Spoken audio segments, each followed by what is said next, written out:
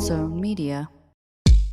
Welcome back to Behind the Bastards, a podcast that is mourning the temporary loss of its producer today. Sophie got into a little bit of a kerfuffle with the FTC. Some shots were exchanged. Anyway, she's on the run now, but we're expecting her to report back in from her mountain hideaway any day. But until she gets back, Samantha McVey is with me today, this week. Samantha, how are you doing? Good. You know, I was just saying, I feel like Sophie is our adult that supervises, so I'm a little nervous that she's not here, but it's okay, because I also did another show with Margaret, and Sophie wasn't there either, so maybe is she mad at me? Oh, no. No. It's she's just running. It's just she's on the run from the law. That's fair. Yeah. That's fair. It's fine. Once she gets to our hidden mountain fastness in an undisclosed location in the Rockies, she'll be back on the calls. Everything will be fine. So get some Morse code. I like it. Yeah, we're going to be doing the podcast via Morse code. Yeah, that is going to be the only way to communicate. Yeah, we're going to get some code talkers, but with like maybe Klingon based. I don't think the feds can crack that one yet. Not anymore. They got all those feds out. Those are the first people the Trump folks fired. This is an iHeart podcast. Guaranteed human. When segregation was a law, one mysterious black club owner, Charlie Fitzgerald, had his own rules. Segregation in the day, integration at night. It was like stepping in another world. Was he a businessman, a criminal, a hero? Charlie was an example of power. They had to crush him. Charlie's Place, from Atlas Obscura and Visit Myrtle Beach. Listen to Charlie's Place on the iHeartRadio app, Apple Podcasts, or wherever you get your podcasts. Talking to your kids about the dangers of vaping can be hard. Getting them to listen to hot gossip is easy. So here's some drama you could share with your kid. Dude, did you hear about Cassie and Jake? No, but did you hear that vaping can cause irreversible lung damage and nicotine affects brain development? Nuh-uh. You don't need to gossip if you want to have an open conversation about vaping. So if you want to get tips on when and how to talk to your kids, visit talkaboutvaping.org. Brought to you by the American Lung Association and the Ad Council. Hey everyone, it's Emily Simpson and Shane Simpson from the Legally Brunette podcast. Each week, we're bringing you true crime through a legal lens. Whether you want all the facts on the disappearance of Nancy Guthrie, or you still need to wrap your head around the Diddy verdict, we're breaking it all down step by step. And we're not just lawyers, we're also husband and wife. It makes for some pretty entertaining episodes. Listen to Legally Brunette on the iHeartRadio app, Apple Podcasts, or wherever you get your podcasts. This season on Dear Chelsea with me, Chelsea Handler, we've got some incredible guests like Kumail Nanjiani. Let's start with your cat. How is she? She is not with us anymore. Okay, great way to start. Maybe you will cry. Ross Matthews. You know what kids always say to me? Are you a boy or a girl? Oh my God. All that's the time. So funny. I know. Love it. So I try to butch it up for kids so they're not confused. Yeah, but you're butching it up is it's basically like an angry woman. It's like Doris Day. Right? No, I turn into B. Arthur. Listen to these episodes of Dear Chelsea on the iHeartRadio app, Apple Podcasts, or wherever you get your podcasts. Samantha, Stuff Yes. Your Mom Never Told You is your podcast. You got anything else you want to plug up at the top here before we get into our subject for the week? I don't think so. Yeah, I'm on a podcast. It has a book. It's been around for a bit. It has That's been. it. Yeah, an OG. And speaking of OGs, we're going to be talking about one of the OGs of being an abusive Christian cult leader in the United States, the worst preacher of all time, a guy that Los Angeles residents are going to be aware of, as well as most of our Alabama listeners, Tony Alamo. What? Have you heard of this guy? Do you know Tony Alamo? I don't know, which is what I'm kind of surprised by, because I was really deep into the Christian world, so I don't know this one. He's one of the weirder ones. And he's one of like the worst people wherever this guy, oh man, he does all of the evil cult leader things. Child trafficking, slave labor, all the good stuff, abuse of a corpse. It's great. We got a lot of fun stuff today. So modern day Christianity. Let's go. Yeah. So Again, his last name is Alamo, but it's spelled Alamo, but that's not how it's pronounced because the state of Texas would have come after him then. He would have had the Rangers on him long before the FBI finally took him down. If he'd been weakening Texas's brand. But yeah, Tony Alamo. And this is kind of a weird one in that he is not the initial leader of his cult. That's kind of his wife. So it starts out as him being almost like used by this cult that he later winds up running. Like he's always one of the people running it, but like his wife is definitely much more like the driving force of the cult when they get started, which is interesting. You don't see that a lot, you know? Right. So this is we're going to be talking about a feminist icon in the world of establishing a cult that traffics children across state lines. An icon? Well, that's exciting. Yeah, it's good. It's good. Girls can do everything the boys can do. Correct. Including trafficking. Including trafficking. That's right. Obviously. We're always saying that. Equal opportunity. I love it. Yeah. So one of my favorite things about this is that these guys, the people we're talking about today, were very good friends of one of our friends of the pod, who had a run-in of his own with law enforcement in a town called Waco. But I'm getting ahead of myself here. Okay. I was wondering. I'm not going to lie. Yeah, a little bit of where there's some Alamo. Waco that comes in here. Yeah, Alamo, Waco. It just all seemed too convenient. That's right. Now, Tony was not just the leader of the cult. Again, he was basically its first member, or maybe co-leader with the woman who became his wife, who we're going to talk about before we talk about Tony, because she is fascinating too. Edith Opal Horn, which is, she's got Opal. that serial killer name starting. I know Opal, there's something sinister about that as a middle name.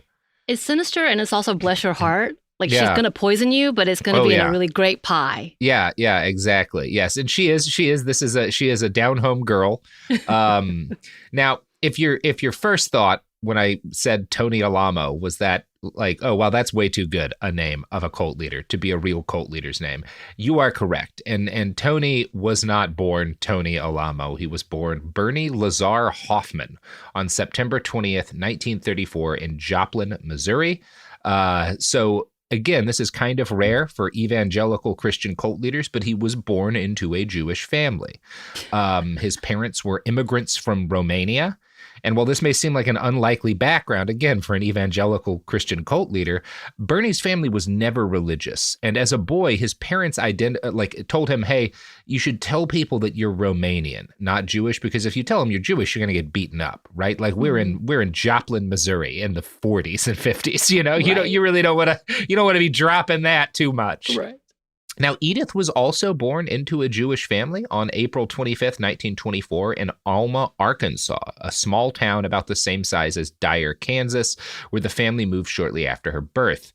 Her father was a convert or her family was mixed religion. It's a little unclear to me because she told her daughter later that she first encountered the Bible, reciting passages from it at her father's sickbed. He'd been sent home from the military early due to contracting tuberculosis, and over the course of several years, he wasted away and tried to stay outside to avoid spreading the illness to his family. So he's like camping out to try to stop from getting his family sick. Okay, interesting technique. Yeah, I mean, that's some real like 30s. I was like, let's just quarantine you out there. Yeah. Dad lives in the yard because otherwise they'll get us all killed. Edith would later claim to have refused to listen to what he said, because she was convinced that she could heal him by reciting Bible passages. So she insisted on sitting next to his cot or whatever at night. This may have been later myth-making after she converted, because our only source on her childhood is her. Either way, what we can confirm is that from an early age, Edith dreamed of being a star in the newly forming film industry, which had just come to be centered in Hollywood, California.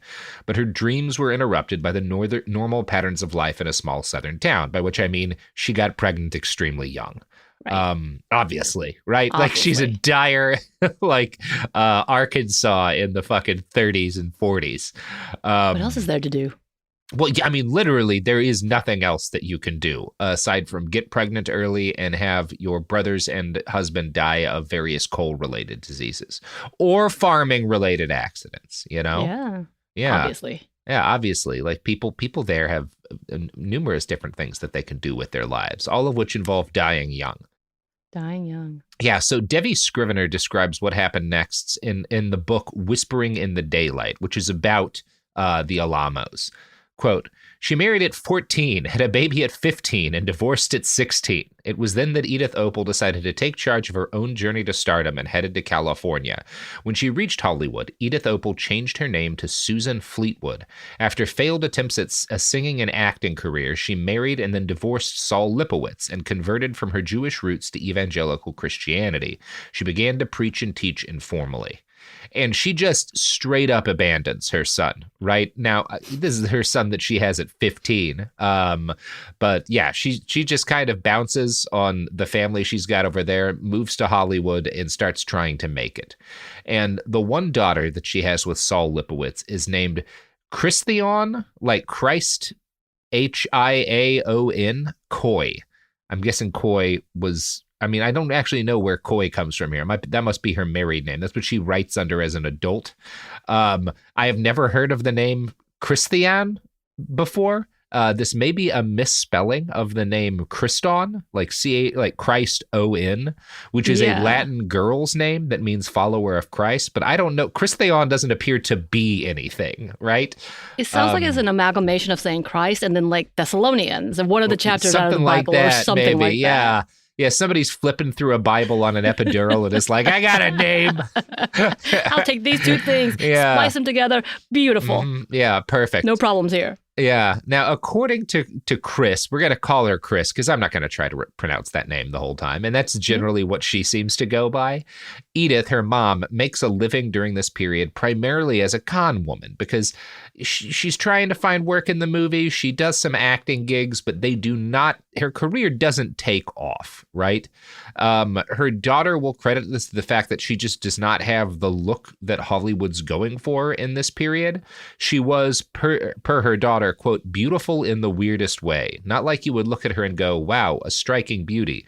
But when she walked in a room, she had so much command that people stopped talking.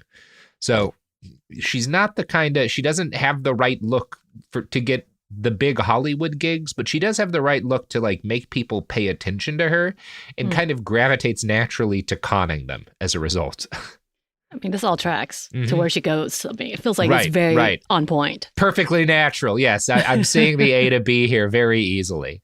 Very quickly.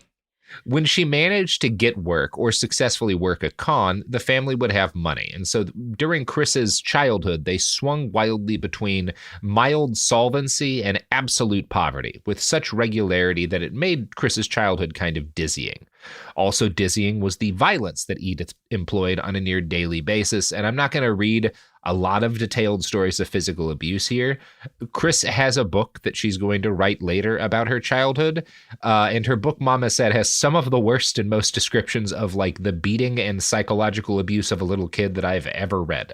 Edith is a very bad mother. Like I cannot overemphasize how abusive this woman is to her daughter. Or at least that's how Chris relates it. I don't know why she would lie about the specific things that she's lying about, given that they comport entirely with the life that Edith is going to live from this point forward. Right.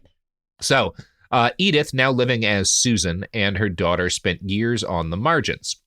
Once Chris is 13, Edith is like, hey, you got to start earning your keep, right? You're basically an adult woman. It's time for you to start going out for parts and recording demo tapes as a singer.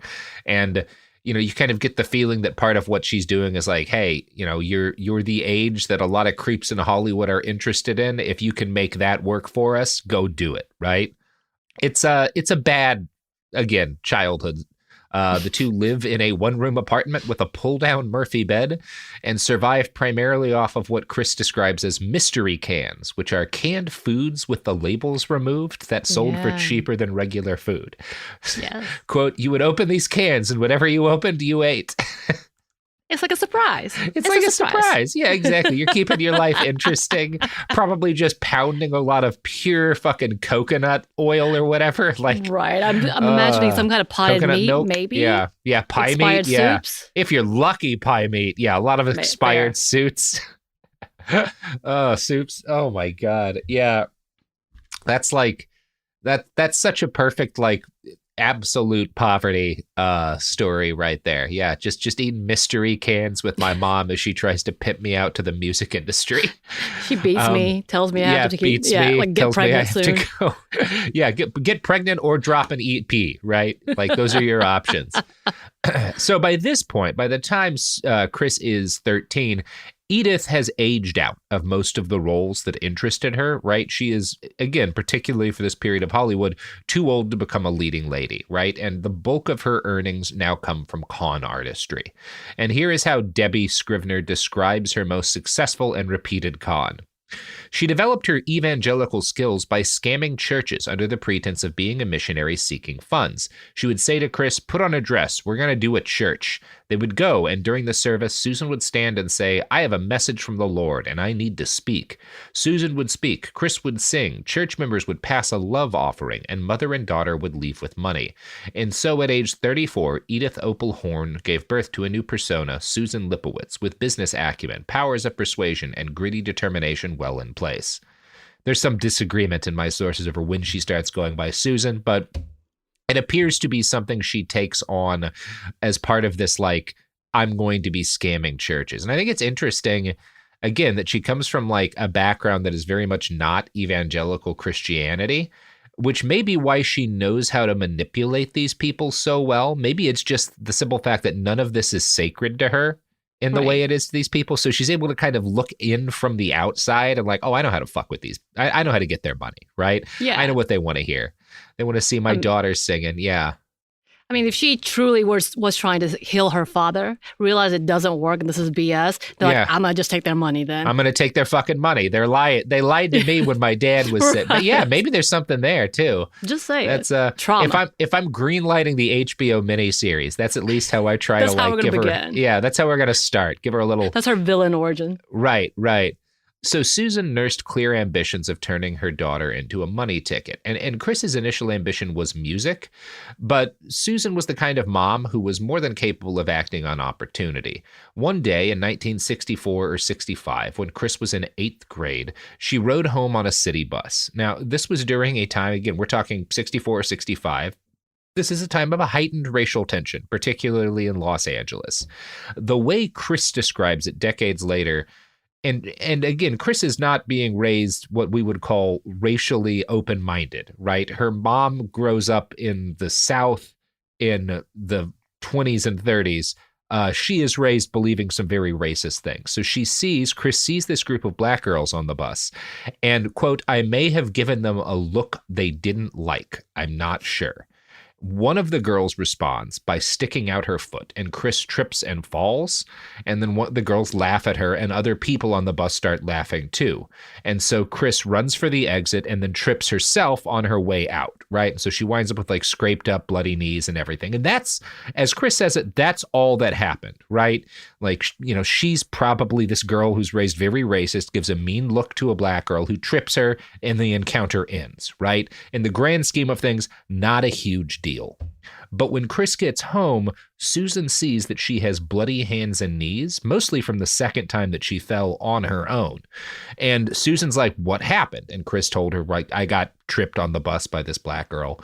And Susan responds, "You let a bunch of," and then she drops several slurs in a row, "run you off a public bus."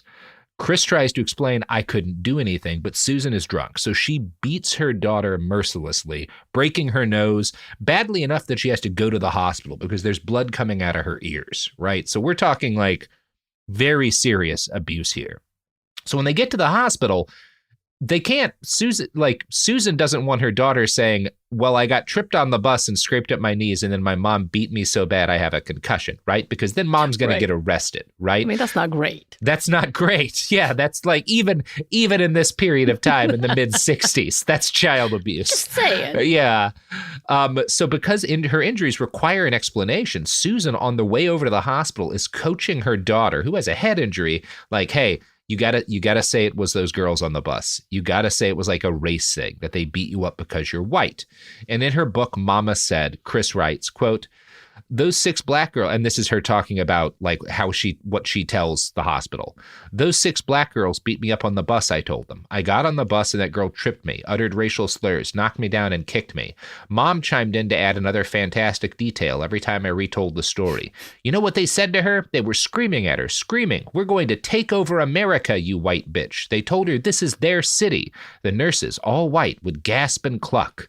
And then even more racist things get said. I think you get the idea, right? Like Susan is very much leaning into like the like racial animus of the time in order to try and like make this a story that she can sell, not just to these like white hospital workers, but to the media, which is where she's going to go next. Because when she calls the cops are like, we don't really care about some kids getting into a fight on a bus. We're the LAPD and this is the 60s. There's so much else going on right now. And we're the LAPD, so we don't really care about much anyway. So she starts reaching out to every newspaper in town to tell them increasingly elaborate lies about the hate crime her daughter had suffered. The only reporter who shows up is a guy from the Herald Examiner, and the next day Chris is on the front page of the paper. Now, this ignites a response from the local community, and that's what brings the cops out. A whole bunch of particularly the most racist people in LA start sending bouquets of flowers to Chris, often with very racist messages in them. Right. Susan, because again, this is all about money for Sue. She tries to sue the bus company and eventually gets her daughter on local TV, which turns her into, in Chris's words, a martyr for the cause. The John Birch Society gets interested, and Susan and Chris are enrolled in the organization. Yeah, so this is like the kind of the first big con Susan realizes she can play with her daughter, is like, I'm going to try and make her like the face of the anti-integration movement, right? And this works for a little while. Spurred to action by media attention, the LAPD takes to the field with the usual degree of competence you would expect. This is from Chris's book. 6 black girls were arrested, thrown in jail, charged, and dragged into a courtroom to answer for my mother's crime. Mama told me I'd have to testify on the witness stand. The thought made me want to die. Mama caught me trying to overdose on pills before the court date. She poured salt water down my throat until I threw everything up. She didn't beat me this time, though. She couldn't have me showing up to court with fresh wounds. So, pretty bad. Pretty bad story. Yeah. She didn't beat her. That's nice. Yeah, but she didn't beat her. Gross. She just nearly drowned her with salt water. It's fine. Waterboarding. It's fine. It's saline solutions. Everything's great. I'm actually surprised that the police didn't jump in and be like, oh, racial stuff? Let's go beat some people. Like that seems like something they would want to do because they don't actually want to work. Yeah, I mean, I think that's my expectation, but also you have to note that a big motivator for them is always not doing anything. So when they first get the phone call, they're going to be like, "What? I don't care. Like, what are you trying to get me to do? Why are we doing this? Okay." Yeah. Anyway, so that's what's happened so far. Pretty fun story of outrageous child abuse. What a beautiful fairy tale. Yeah, what a beautiful fairy tale. There's a little bit of a fairy tale feel, except for instead of like Chris getting rich and powerful, her evil and abusive mother does right after this point. But before we hit that, let's do some ads. Segregation in the day, integration at night. When segregation was the law, one mysterious black club owner had his own rules. We didn't worry about what went on outside. It was like stepping in another world. Inside Charlie's place, black and white people danced together. But not everyone was happy about it. You saw the KKK? Yeah, they was dressed up in their uniform. The KKK set out to raid Charlie, take him away from here. Charlie was an example of power. They had to crush him. From Atlas Obscura, Rococo Punch, and Visit Myrtle Beach comes Charlie's Place. A story that was nearly lost to time. Until now. Listen to Charlie's Place on the iHeartRadio app, Apple Podcasts, or wherever you get your podcasts. Segregation in the day, integration at night. When segregation was the law, one mysterious black club owner had his own rules. We didn't worry about what went on outside. It was like stepping in another world. Inside Charlie's place, Black and white people danced together. But not everyone was happy about it. You saw the KKK? Yeah, they was dressed up in their uniform. The KKK set out to raid Charlie, take him away from here. Charlie was an example of power. They had to crush him. From Atlas Obscura, Rococo Punch, and Visit Myrtle Beach comes Charlie's Place. A story that was nearly lost to time. Until now. Listen to Charlie's Place on the iHeartRadio app, Apple Podcasts, or wherever you get your podcasts. Ever feel like you're being chased by the marriage police? Welcome to Boys and Girls, the podcast where dating isn't dating.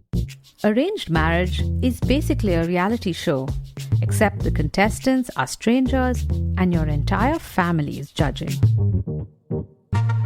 You're sipping coffee with one maybe, grabbing dinner with another, and praying your karmic Ken or Barbie appears before your shelf life runs out. Trust me, I've been through this ancient and unshakable tradition. I jumped in hoping to find love the right way, and instead I found chaos, cringe, and comedy. And now I'm looking for healing. Boys and Girls dives into every twist and turn of the arranged marriage carousel. The meet awkward, the near misses, the heartbreak, and let's not forget all the jokes. Listen to Boys and Girls on the iHeartRadio app, Apple Podcasts, or wherever you get your podcasts.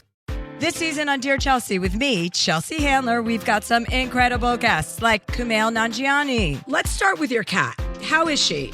She is not with us anymore. Okay, great way to start. So this is a great beginning, and hopefully you'll be able to, I don't know, maybe you will cry. Amanda Seyfried. Life is so short. If you feel something like that, you have that fire in you for this experience. It's not for a guy. It's for the experience of being in love, and like it's bigger than a guy. Elizabeth Olsen. I love swimming naked so much. And I know you love taking pictures of yourself naked. Yes, I love to be naked. I just want to be in my bra and underwear all the time. Ross Matthews. You know what kids always say to me?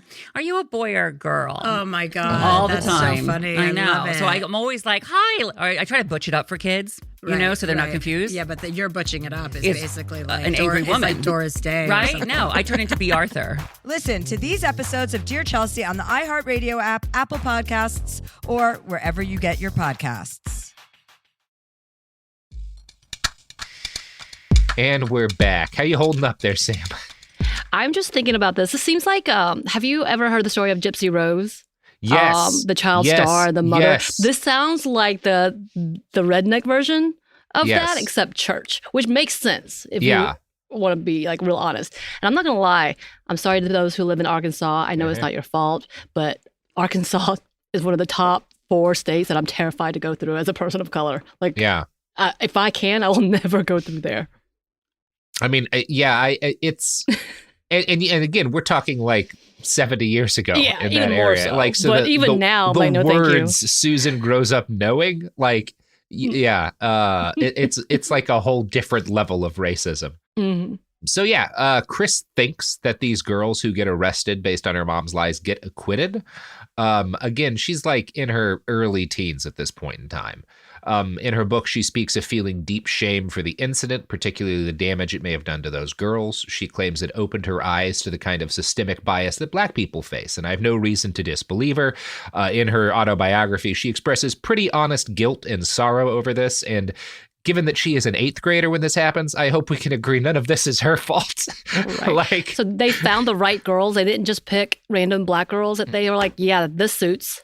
I think that's surprising. She describes it as them finding the girls, but I don't actually know that that's the case. Again, her memory is not going to be perfect of anything happening. Right.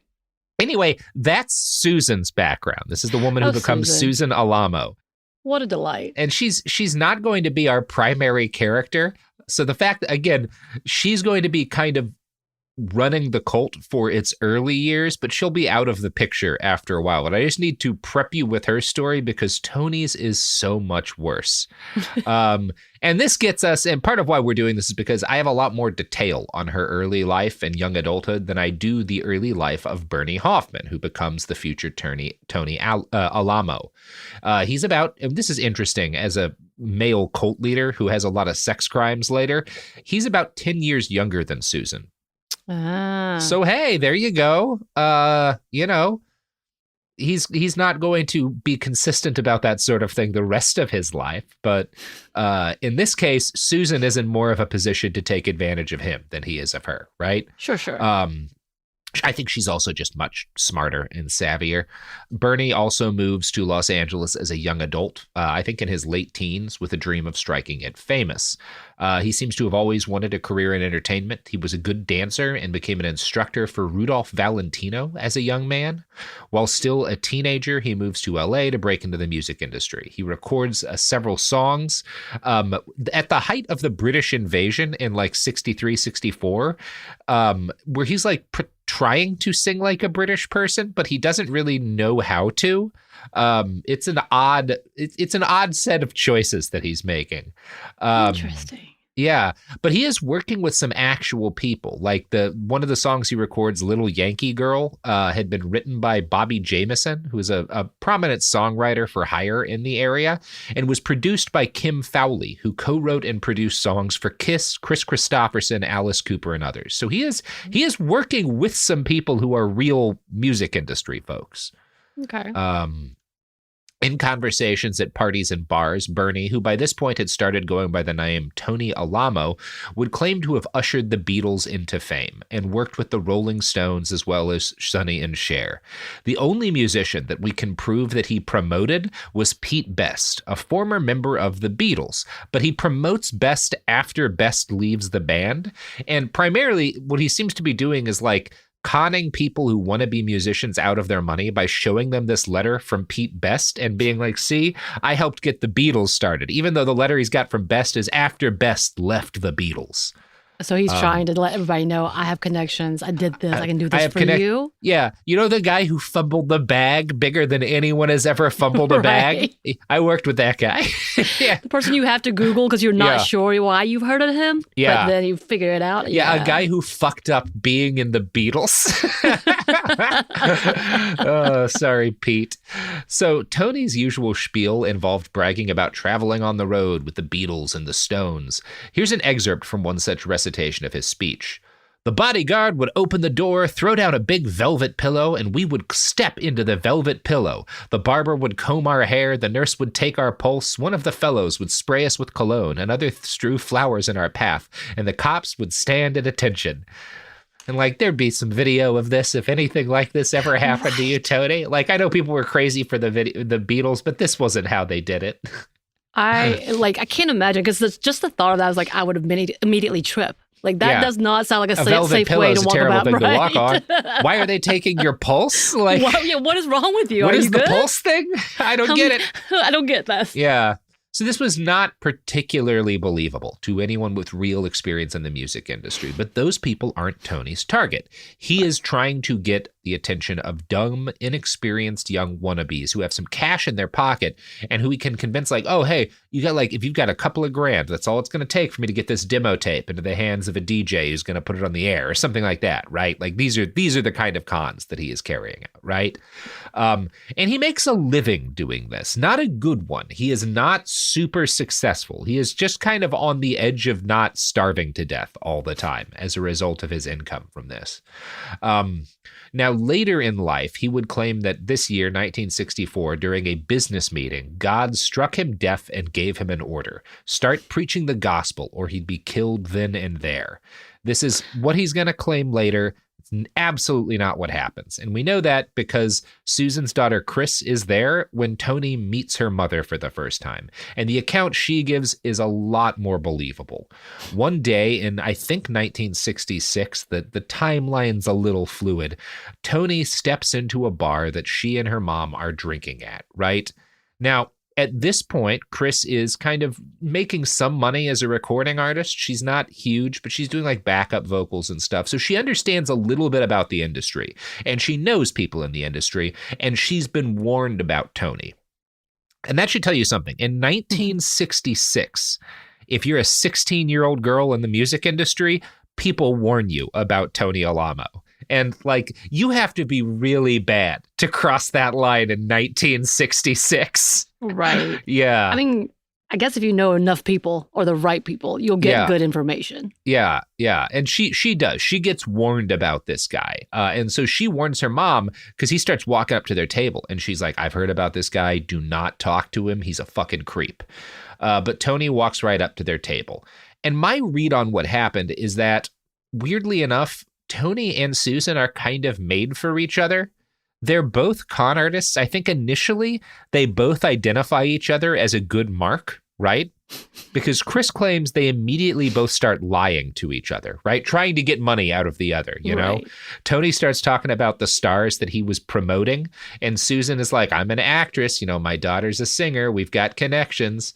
When she says that, Tony's like, oh, I can make your daughter a star. And Chris would later recall, I'm watching them and it's like a tennis match of horse crap. They both think the other's got money. He gets up to go to the bathroom and I turned to my mother and I said, listen to me, this guy is an absolute bum. He's living with that little pregnant girl. She puts her finger in my face, which she often did, and said, you mind your fucking business. When he gets back, you wait a few minutes and politely excuse yourself from the table and don't come home tonight. So again, Mama had a plan. Mom of the year. Mama had a plan. At least she told her to get out of the house, I guess. I mean, it could have gone really awry very quickly. So it's going to go awry not much longer than this, unfortunately. Of course. But yeah, I mean, you are right. Mama had a plan, right? Like Tony is not going to wind up taking advantage of Susan. Like she is going to wind up kind of looping him into her thing. So he comes back and he sits down at the table and Chris looks at him and Susan looks at him and says, Tony, I've got to ask you a question. Did you know that Jesus Christ is coming back to earth again? And Tony looks deep into her eyes and says, of course I know that, Susan, but how did you know? And she's like, let's go to my apartment and talk about it, which is the like evangelical con man and con woman flirting I've never really heard that story before. Oh, amazing. Oh, okay. We need to advertise that as the perfect pickup line for other Christians. Crime date, Come on. Yeah. Are you looking to rob a bunch of MAGA people? Like, this is the dating site where you can find your person. Oh man. So to make how did you know? They just it's almost supernatural, right? They can feel the vibrations of each other. Like, oh, this is a man who, you know, there's just nothing inside of him but is a desire to fleece people for their money, and that's all I've got inside me. It's beautiful. I love it when people find each other, you know? It's better than a soul. Come on. Oh yeah. No, a soul's just gonna weigh you down, right? It's true. Yeah. If you're just completely hollow inside, you float like a witch in the fucking 1600s or whenever. So to make a short story even shorter, the two hit it off and got married 3 separate times over the course of 48 hours. Now I wonder, why did they get married 3 times in 2 days? That seems excessive. Yeah, it does. It does. They first go to Mexico where they get hitched, but then like right when they're about to have sex, Susan's like, actually, I worry that Mexican marriage isn't legal, and I'm not going to sleep with you until we're legally married. And Tony is apparently hard up enough that he drives them from Mexico to Vegas without sleeping and purchases 2 marriage licenses and pays for 2 different marriage ceremonies. Just in case she backs out. He's like, I got another one. I really need to fuck. This is the real one. Yeah. This is for real. This is the real one. And eventually Susan's like, all right, I guess we're married enough. I think this might make him the only person I've ever read about who is bigamously married to his one wife. I was going to ask, is that bigotry? But I didn't know for sure. How does that work? He is going to do lots of bigamy. He does so much bigamy in the future. But he kind of does start by getting bigamously married to a single woman. It's a practice round. Yeah, this is his practice round of bigamy. Yeah, he's the chosen one of bigamy. He's the fucking Luke Skywalker of bigamy. He's got to do it right. And he's got to practice it and get it through. And then it perfects everything. That's right. You can't just start, and assume you're going to be good at it. Like, I don't know, surgery or something easy. So the two change their names to Tony and Susan Alamo, and they start preaching the word. Now, in the beginning, this is just an iteration of Susan's extant con work at churches, right? The new couple would trawl the streets of Los Angeles for starving hippie kids, generally kids who were like coming down from bad trips or who were living on the street because they'd had too many bad trips. And since these kids were broke, preaching to them there's no like money from these kids, right? So they get a bunch of followers, but those followers are just kind of eating them out of house and home. So the Alamos tell them, hey, go get jobs and mail us the money. We've got to move to Las Vegas for unclear reasons. And so they do that. And Susan just kind of leaves her daughter behind in LA, which is, I would say, maybe the best thing for Chris at this point in time. Keep your mom away from you. I was really confused where she was. Okay. So she dropped her for the new one. Okay. Yeah. Susan's not super committed to being a mother. So Susan and Tony are in Las Vegas. Chris eventually travels there because she misses her mom. And as soon as she shows up, she claims Tony rapes her, right? She would have been 15 or 16 at this point. Susan walks in as it's happening, calls her a whore, accuses her of trying to steal Tony, and sends her back to Los Angeles. And then a couple of months later, Tony and Susan return to LA because they found another wannabe celebrity to promote. This guy's name was Rovon. He was a motorcycle riding opera singer. And multi-talented. Yeah, very multi-talented, right? I don't think his career takes off, but there's enough there that Tony's able to get a lot of backer money. He's able to convince people, hey, this guy's going to be huge. Give me some money to get his career started. And then he buys jewels, furs, leather jackets with that. But this business is not doing well. And so even though their first stab at becoming cult leaders hadn't really made them a lot of money, they return to that grift as soon as they get back to Los Angeles. So they start expanding their recruitment from just some down and out hippie kids to prostitutes, to other homeless people, to failing actors, to musicians and stuff who are kind of on the margins and like government housing and the like. Some of their first marks are because they burst back into Susan's life and they take all of her friends and roommates and put them into a cult, basically convert them by being like, hey, you'll get regular meals, which they provide via diving in dumpsters for expired food. So they get all of these kids to start working, just kind of bullshit jobs and funneling that money, donating their salaries to an entity that the Alamos established in 1969, the Tony and Susan Alamo Foundation. So fascinating grift so far. You're just kind of, all they're ever doing is abusing poor people, right? Like that's the Alamo con, and particularly her daughter's boyfriend. Right. Mm-hmm. This is interesting. Yeah, it's pretty bleak, and a big part of what they're doing is they're finding poor Jewish kids who are living on the streets, some of whom who had converted to Christianity, and others who they converted. Tony particularly was really good at converting these like down and out former hippie kids, and the more people they bring in, the more money starts to come in. Some of it's coming from members handing over salaries or like inheritances and savings accounts, but the real money comes in when Susan figures out what is their first really brilliant con. So then, like today, Southern California has a massive homelessness problem, right? And specifically, the kind of people who are filling the streets are the kind of people that the Alamos make their business preaching to and converting. And then as now, affluent middle class people are disgusted by homelessness and eager to support anyone who promised to take these people off the street. So once they get followers and they're pulling these people off the street and they're putting them up in like rented spaces and stuff, they're warehousing them basically, they'll pile their followers into vans on the weekends and drive to mega churches in rich areas. And then Susan will they'll clean these hippie kids up, and Susan will line up with them, and she'll start preaching the word, and she'll go down the line and have them all give like a version of like, I was on the street, doing heroin or whatever, and then I got found by the Alamos, right? And then Susan would conclude by being like, hey, does this church support work like this, right? Getting these indigent kids off the streets and back to God, right? Well, if you want to see me continue to do this, give some money to the Susan and Tony Alamo Foundation, right? And that's the grift, right? We're getting these homeless kids off the street. And the actual money is coming in from churches where they don't have followers, right? But they do have a lot of people who hate seeing homeless people. That's how they get their money. Wow. I mean, a little respect. They really did pull people off the streets. They are pulling people off the streets. They're not completely wrong. They are accurately describing to an extent what they're doing. They're not giving these kids a better life or a safer life, really. But they're not on the streets. They're not on the streets. Yeah. Well, and it's such a fascinating, through line of, okay, I can see why that works, right? Yeah. Because you're able to say, hey, what are kind of conservative Christians more scared about than anything in the early 70s? The hippie movement, right? Yeah, 69 was not that long ago. We're cleaning up after the hippie movement, right? Right. Like that. Drugs, that's hippie movement. Exactly. Anybody of different colors or different race. Right. And we're taking these people and putting them where you don't have to see them. Right. Perfect.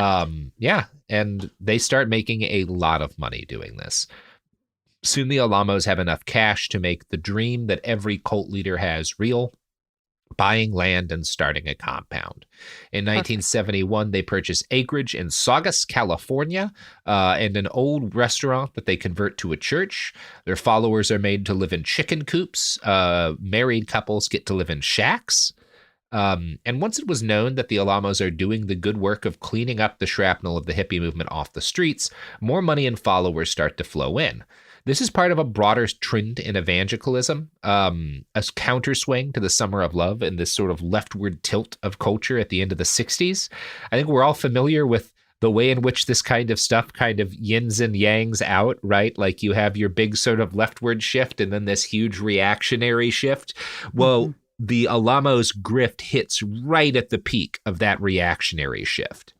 Perfect timing. Yeah. Yeah. Unfortunately, the worst people always have pretty good timing. Speaking of, Samantha, let's listen to the incredible timing of some of our advertisers. Segregation in the day, integration at night.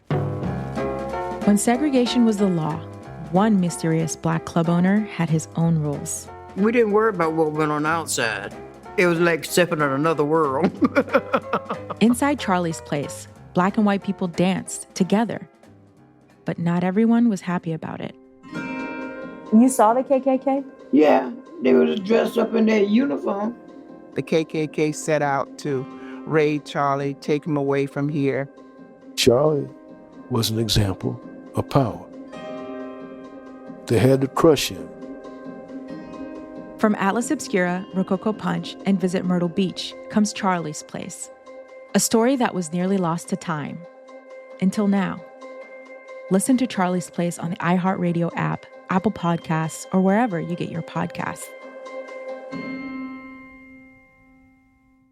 Segregation in the day, integration at night.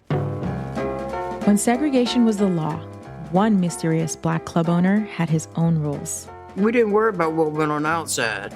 It was like stepping in another world. Inside Charlie's Place, black and white people danced together. But not everyone was happy about it. You saw the KKK? Yeah, they was dressed up in their uniform. The KKK set out to raid Charlie, take him away from here. Charlie was an example of power. They had to crush him. From Atlas Obscura, Rococo Punch, and Visit Myrtle Beach comes Charlie's Place, a story that was nearly lost to time. Until now. Listen to Charlie's Place on the iHeartRadio app, Apple Podcasts, or wherever you get your podcasts. Ever feel like you're being chased by the marriage police? Welcome to Boys and Girls, the podcast where dating isn't dating. Arranged marriage is basically a reality show, except the contestants are strangers and your entire family is judging. You're sipping coffee with one maybe, grabbing dinner with another, and praying your karmic Ken or Barbie appears before your shelf life runs out. Trust me, I've been through this ancient and unshakable tradition.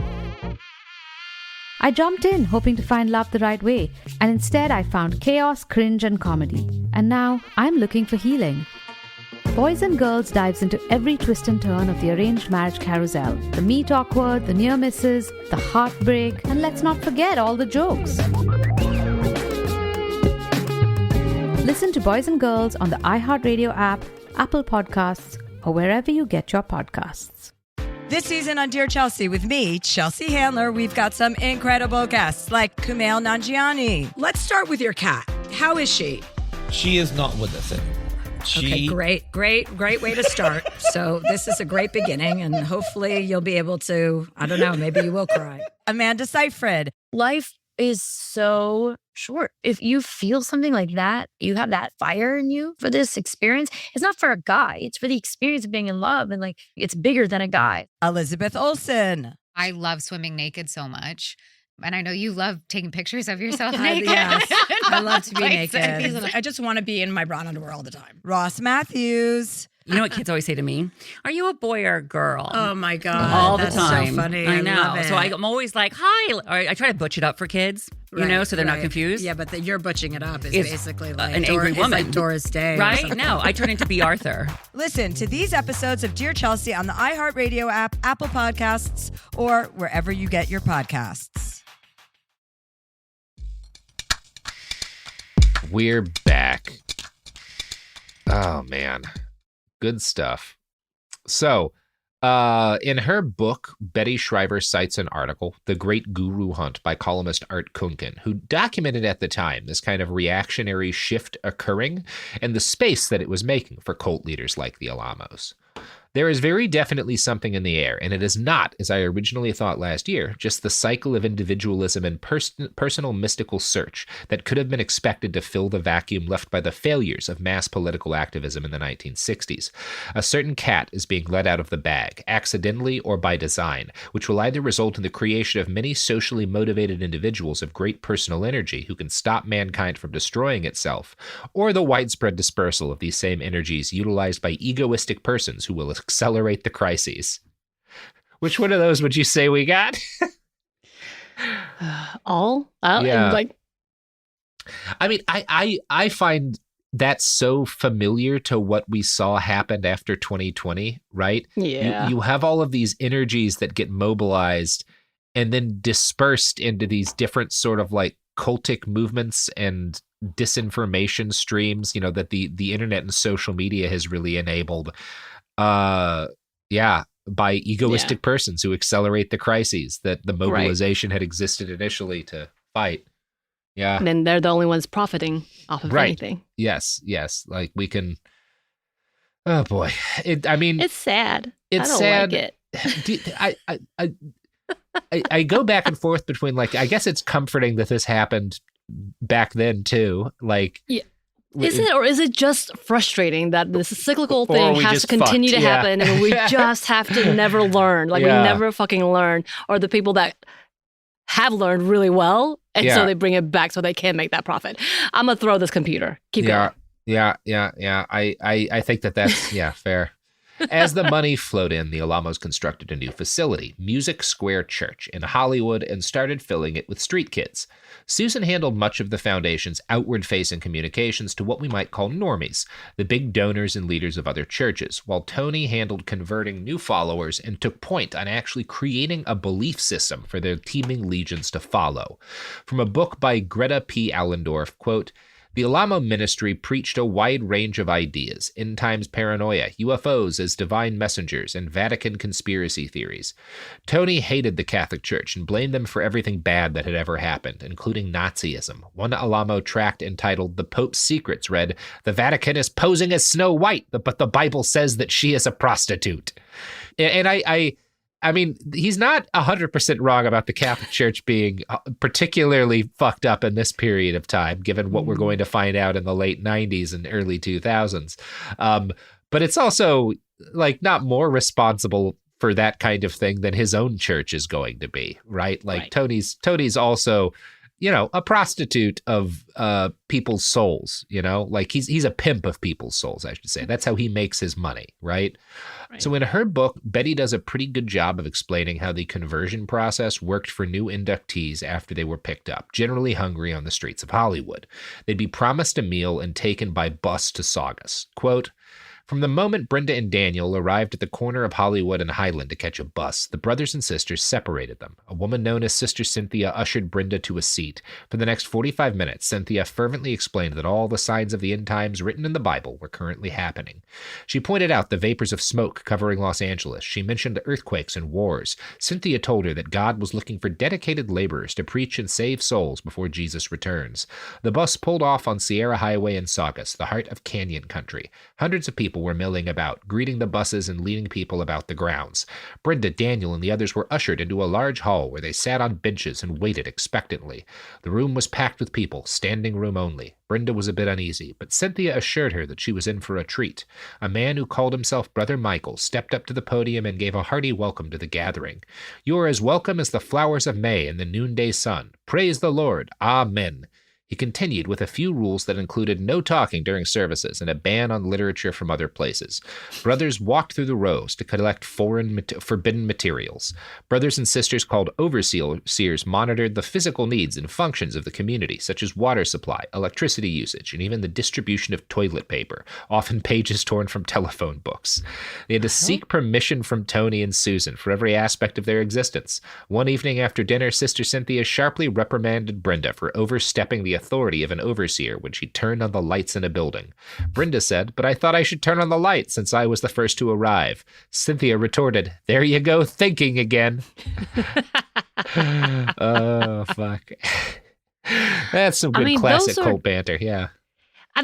This is the thing about cults, I think, and this is kind of one of the big problems, especially a cult like this, is, you want to sit back and say, man, they were crazy. But those rules apply for so many of the churches. Like literally the type that I grew up in, they wouldn't say necessarily you couldn't turn on the lights, but the idea don't bring in literature, don't learn things on your own was very much like placed and told us like things like seminary and like being any of those places were against God and not having faith. So like, unfortunately, that, because this cult is so crazy, it makes the other things look normal. And it's not.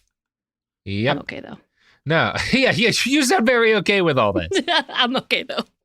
So physical punishments were common, as is sexual violence from Tony, who really seems to prefer young teenagers to adult women, including his wife. What keeps people from leaving, you're not going to be surprised to hear this, is a fear of hell, which is inculcated daily from sermons by the Alamos and their followers. Every day they would tell new inductees and their old followers stories about people who had joined the church, left, and immediately died, right? If you leave the church, basically, you are instantly going to be dead, right? And then you go to hell. You go straight to hell, right?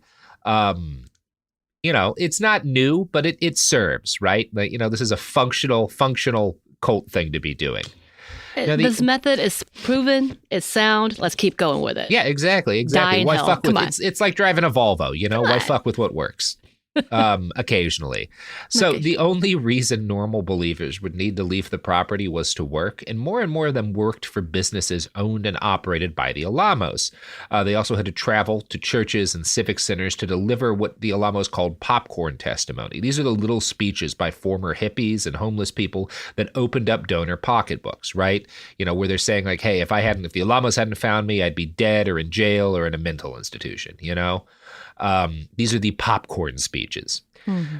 By the mid-1970s, the Alamos are wealthy, they're outwardly respectable, they're operating several successful businesses that were keeping, according, in the eyes of a lot of Angelenos, the riffraff off the streets and, where they belonged, locked up somewhere away from the people with expensive houses. Susan and Tony then got to live the life of high-rolling multimillionaires.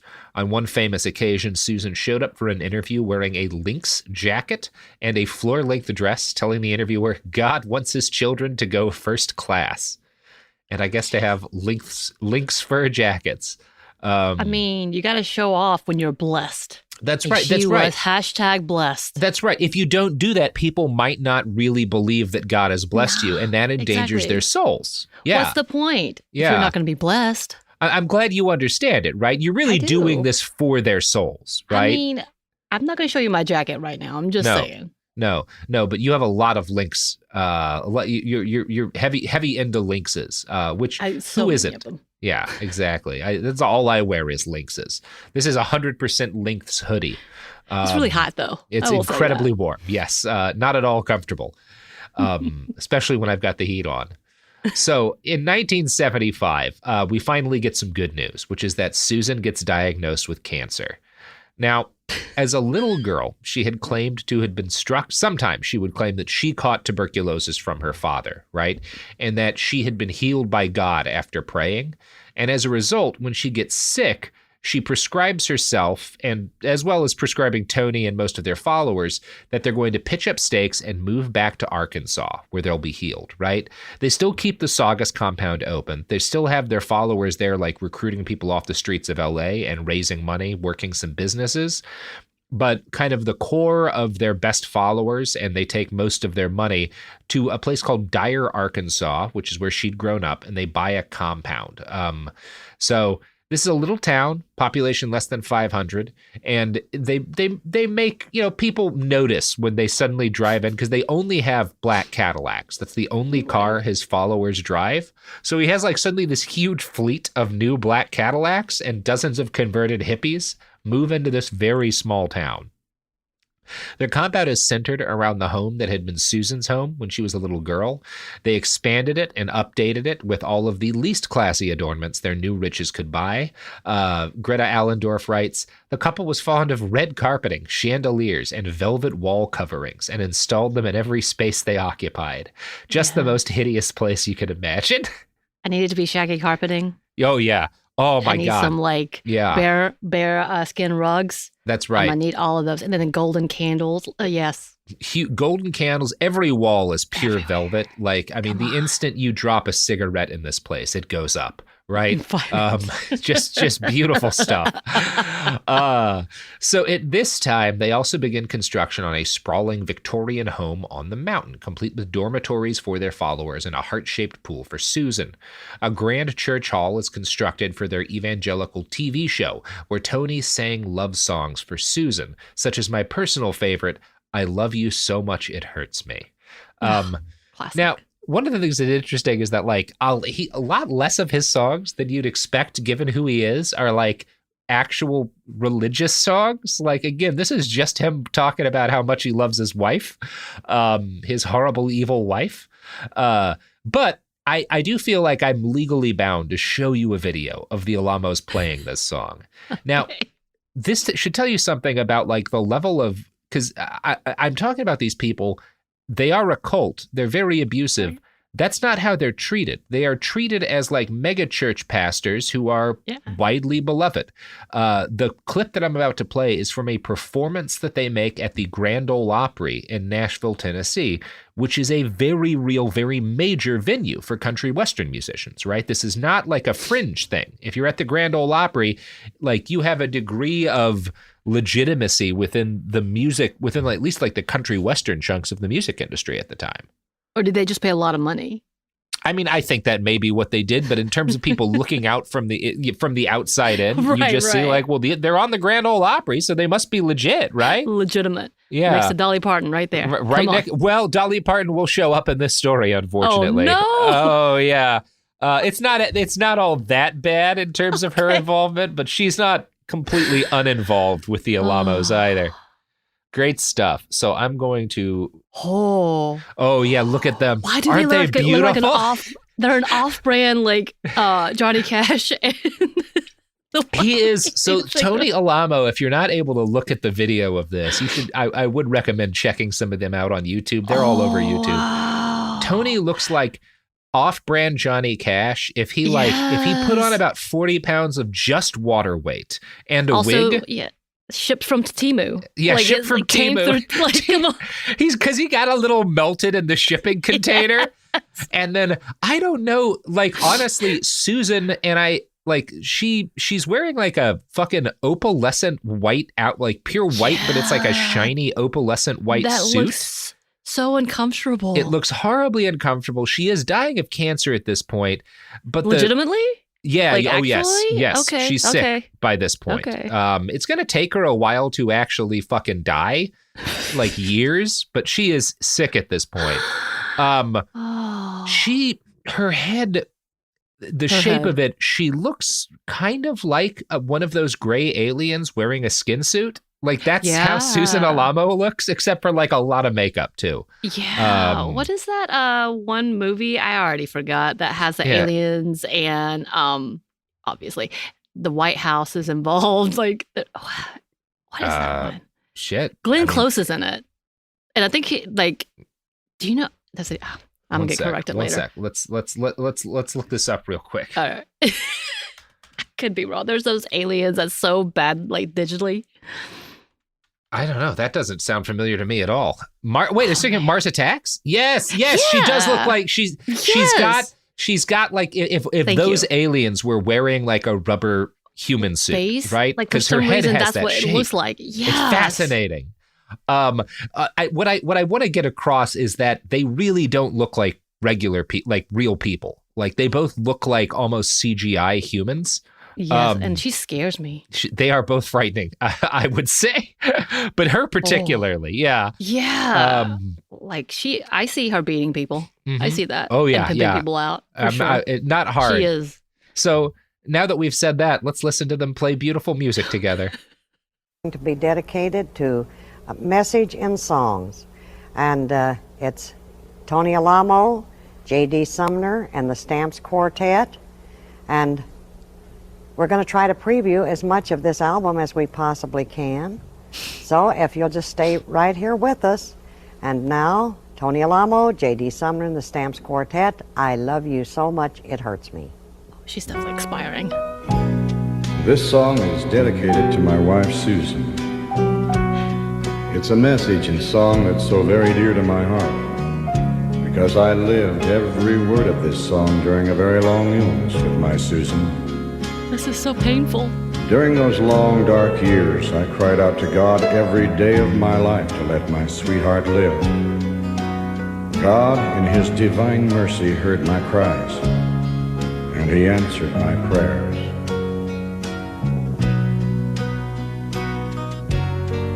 I love you so much, it hurts me. Okay. I think we're good. It went away. Oh, I stopped it. We didn't need to keep going. I just wanted you to hear his singing voice. It felt like a really bad like SNL skit from the 70s. It does. It feels like a parody of like Johnny Cash as a fucking scam preacher. Yes. His outfit is amazing. He's like standing alone on this background. It's so good. They're going to haunt me. It's a haunting vibe, right? I need someone to come sage my house because I don't. It's like in my brain. It's a deeply evil vibe. Yes. Yeah, like I'm so glad the cancer came back, which it does. Susan dies in 1982 from the same cancer that had inspired the move back to Arkansas. Now, Sam, this creates real issues for Tony because by this point, he and Susan, they had spent 7 years or so, since she got sick, preaching that she and he couldn't die, right? Susan had described herself, because they have a TV station by this point, she would call herself the Lamb of God and would say that she and Tony were both had to be alive on earth to act as witnesses for the end times, right? So the fact that she is dead now creates a real pickle for Tony Alamo and the cult, one that they're going to have to resolve in part 2. You got any ideas about how they resolve it? I'm thinking like Weekend at Bernie's level. Oh my God, yes, you've got it. You saw where this is heading. Oh yes. Yes, indeed. Absolutely. Like an R-rated Weekend at Bernie's, unless Weekend at Bernie's was rated R. I was going to say, I think it was in the 80s. Then like an X-rated Weekend at Bernie's. Okay. Samantha, before we record that, you want to throw out your pluggables here? Because we're done with part 1. Yeah. Again, you can find me on Stuff Mom Never Told You with my co-host Annie. We talk about a lot of intersectional stuff. So that means really sad stuff right now until we're actually on the list and people come at us. But anyway, that's a podcast that I'm on. And then you can find me on Blue Sky, McVey Sam. And that's about it. Yep. Yep. Check out Sam. Find her on the Blue Sky. Listen to her podcast. And, listen to this podcast that you just listened to. Go back in time and listen to it a second time so that we start trending in the other time streams, Right. Or also listen to that song and sing it to your love. You know what? Put that song on and listen to nothing else for the next 48 hours, right? You'll be fine. You're going to be great. You're going to do good. You're not going to lose your mind. Behind the Bastards is a production of Cool Zone Media. For more from Cool Zone Media, visit our website, coolzonemedia.com, or check us out on the iHeartRadio app, Apple Podcasts, or wherever you get your podcasts. Behind the Bastards is now available on YouTube. New episodes every Wednesday and Friday. Subscribe to our channel, youtube.com/@BehindTheBastards. When segregation was a law, one mysterious black club owner, Charlie Fitzgerald, had his own rules. Segregation in the day, integration at night. It was like stepping in another world.